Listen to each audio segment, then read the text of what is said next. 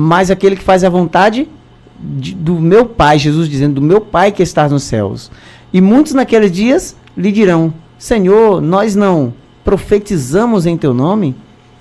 Nós não expulsamos demônios em teu nome? Nós não fizemos muitos milagres em teu nome? E aí Jesus diz, né, que olhará para essas pessoas e vai dizer, nunca vos conheci. Apartai-vos de mim, vós que praticais a iniquidade. E a iniquidade aqui, essa palavra aqui no grego é anomia, que quer dizer desrespeito à lei de Deus. Ou seja, apartai-vos de mim, vós, ou vocês que desrespeitaram a lei de Deus. A gente vê o que atrai essas pessoas às igrejas, ou a esses líderes. Sabe o que é, Savinho? Profecias. Né? Muitas pessoas dizem assim, olha, naquela igreja tem alguém ali que vai dizer uma profecia ao meu respeito, e aí a gente vê que muitas pessoas têm olhado para outras e têm dito assim, ó, Deus manda te dizer que o que você está esperando não vai tardar, mas vai chegar. Olha só que profecia. Uma pessoa quando ouve isso, ela vai dizer, olha, então o que eu estou esperando em Deus não vai tardar. A pergunta é para você, meu amigo ouvinte, para você que está conectado conosco, quem é que não está esperando alguma coisa nos dias de hoje? Quem é que não está esperando alguma coisa? Entende? Praticamente todo mundo está esperando. Se eu pergunto para você aí, meu querido ouvinte que está aí ouvindo, você vai dizer, que eu espero em Deus alguma coisa e já faz um bom tempo que eu tenho esperado por algo em minha vida.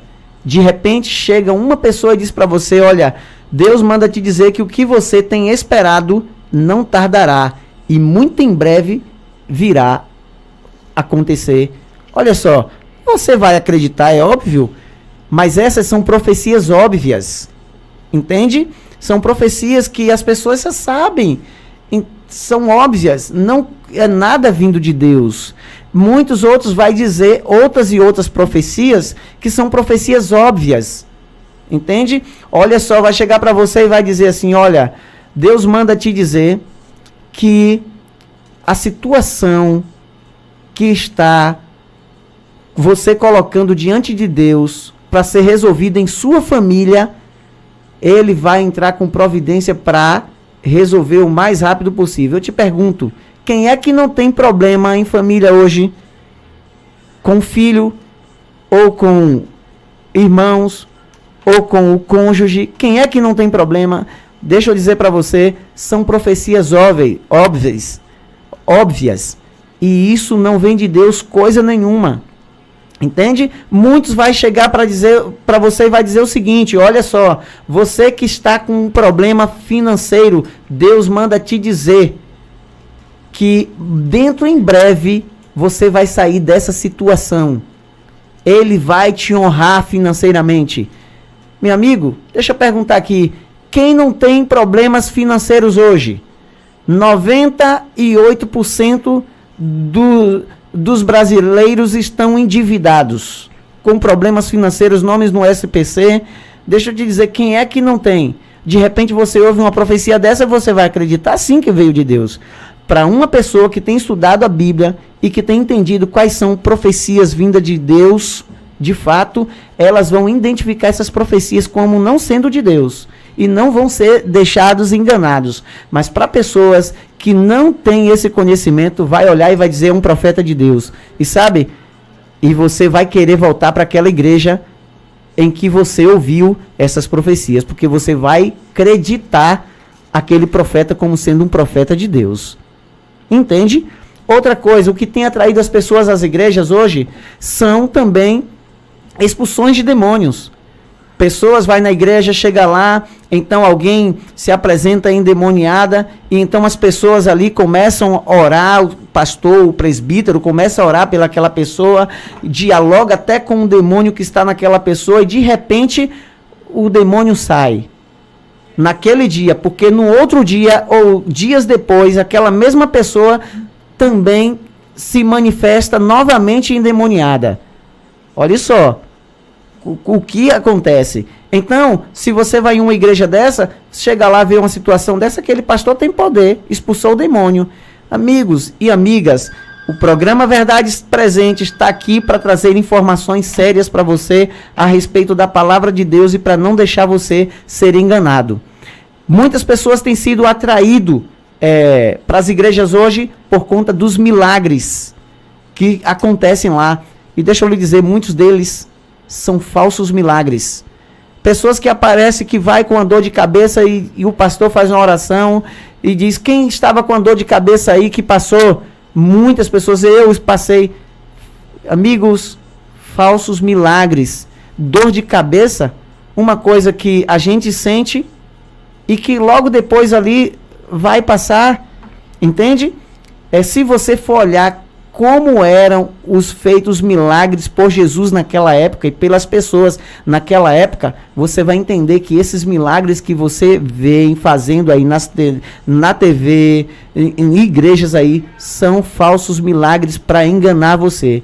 E vou lhe dizer mais, falsos milagres pelo próprio inimigo para enganar você, para que você siga em tal igreja, tal religião, siga em um caminho, achando que está no caminho certo, podendo estar no caminho errado, para que no fim você se perca, meu amigo. Salvação é coisa séria, então você precisa se atentar muito com isso.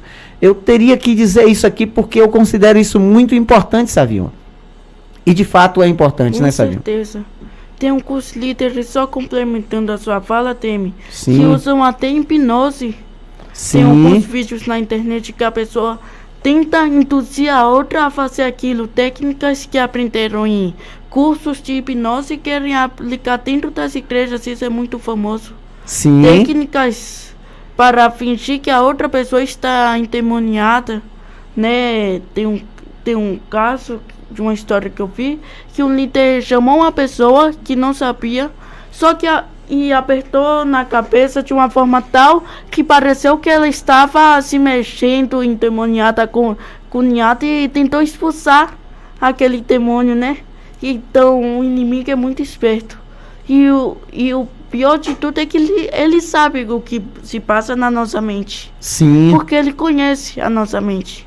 E por isso ele engana tantas pessoas. E o que ele quer mais fazer é isso, usar pessoas para enganar pessoas, para que você esteja em um caminho errado, achando que está no caminho certo, para que no fim você se perca. Para que no fim você queime pelos seus pecados e não ele queime pelo seu pecado. Sabe por quê? Porque ele queimará por todo o pecado daqueles que aceitaram a Jesus como seu Senhor e Salvador. Savinho, qual é o sinal mais importante mencionado por Cristo, Savinho? Esse é o sinal de longe assim o mais importante. Está lá em Mateus 24, 14. Agora, né? Agora é 24. Vamos lá. E Jesus diz assim: e será pregado o evangelho do reino por todo o mundo, para testemunhar todas as nações. Então virá o fim. Ou seja, a pregação do evangelho verdadeiro em todo o mundo é crucial para a volta de Cristo. Ok. Então, pregação do evangelho do reino. Não é evangelho da prosperidade aqui. Não é evangelho da cura e dos milagres. Não é evangelho da água benta. Não é, olha só, diz o texto bíblico que será pregado o evangelho do reino por todo mundo, para testemunho de todas as nações. Então virá o fim. O evangelho que precisa ser pregado é o evangelho do reino. Sabe qual é o evangelho do reino?